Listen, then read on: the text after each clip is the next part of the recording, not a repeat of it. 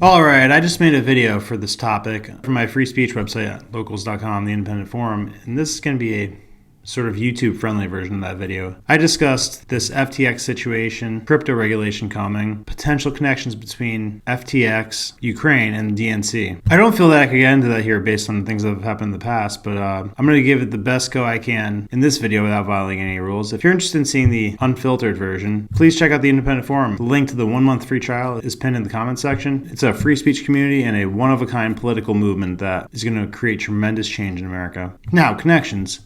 The CEO of Alameda, Caroline Ellison, her father worked at MIT with now SEC Chairman Gary Ginsler. And check out what he has to say after his friend's daughter ran a company into the ground. I think that investors need better protection in this space. But I would say this is a field that's significantly non-compliant, but it's got regulation, and those regulations are often very clear. And we have multiple paths. And one path is working with those crypto exchanges, crypto lending platforms, and to get them properly registered. And why that matters is that's so the public's protected. But we have another path, which is enforcement. Shouldn't this be more regulated?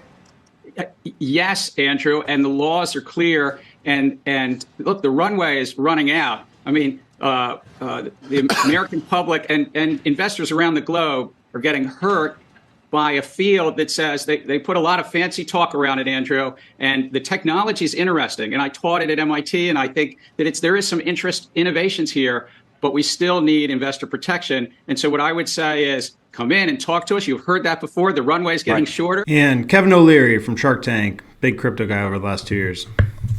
What's going to happen now is there won't be another situation like this for institutional investors ever again. We're simply not going to put capital to work until this stuff gets regulated. And what is occurring, and I'm just one voicing it, what I'm going to be doing is I'm going to fly to Washington, and I want regulation.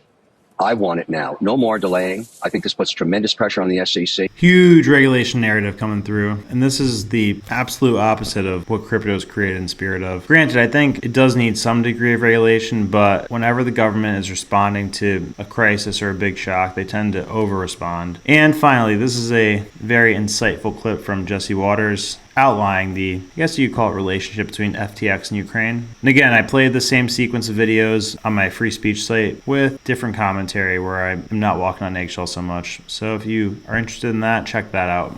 But here you go. Was just at the White House, actually. He got 2 closed-doors meetings with Biden's senior advisor in the spring, right around the time Biden was shipping billions to Ukraine. The funny thing is, Ukraine was an investor in FTX.